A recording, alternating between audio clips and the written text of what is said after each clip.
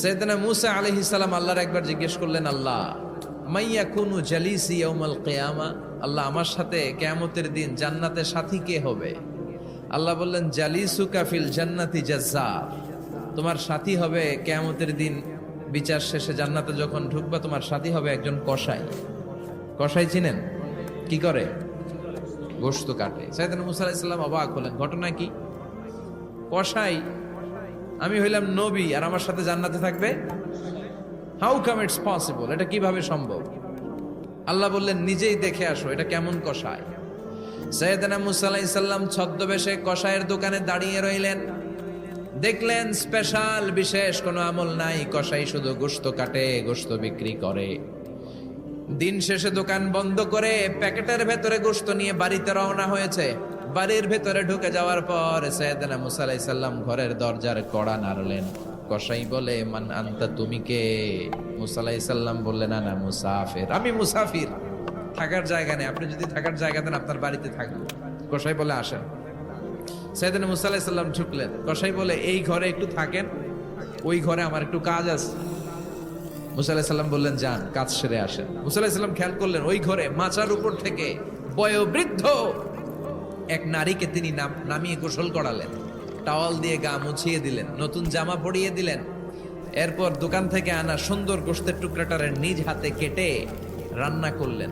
তারপর রুটি বানালেন, আর গোশত আর রুটি হাতে নিয়ে ওই মহিলার মুখে তুলে দিচ্ছেন। মহিলা খাচ্ছে, খায় আর বিড়বিড় করে কি যেন দোয়া পড়ে। সুবহানাল্লাহ পড়বেন না? ওই মহিলাকে খাওয়ানোর পরে কসাই সাইয়েদনা মূসা আলাইহিস সালামকে মেহমান হিসেবে খাবার নিয়ে আসলেন। বললেন, ও পথিক, খাবার খান, সকালবেলা আপনিও চলে যাবেন, আমিও যাব আমার দোকানে, খেয়ে আপনি ঘুমিয়ে পড়েন। মূসা আলাইহিস সালাম বললেন, ততক্ষণ পর্যন্ত তোমার আনা খাবারে আমি হাত দিব না যতক্ষণ না তুমি বলবা ওই মহিলাটাকে।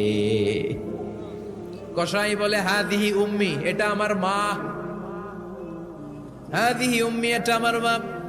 এই দুনিয়া এই মা ছাড়া আমার কেউ নাই, আমিও ছাড়া আমার মায়ের কেউ নাই।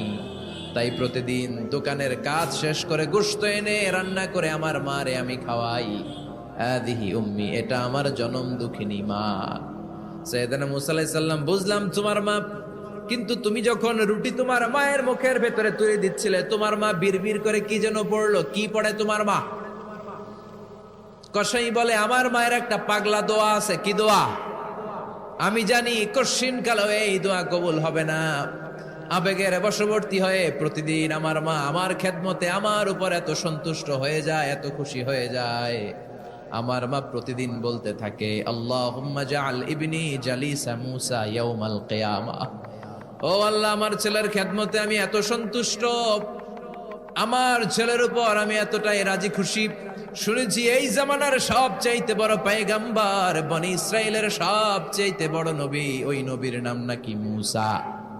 ও আল্লাহ, আমি এত কিছু জানি না, এত কিছু বুঝি না, এত কিছু চাই না, তোমার দরবারে শুধু একটাই চাওয়া, একটাই ফরিয়াদ, তুমি আমার ছেলেরে কিয়ামতের দিন মূসার সাথে হাসর নসিব করে দিও।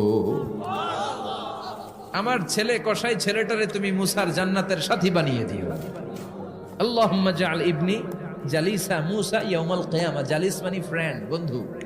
আল্লাহ, জান্নাতে আমার ছেলেরে তুমি মূসার বন্ধু বানিয়ে দিও।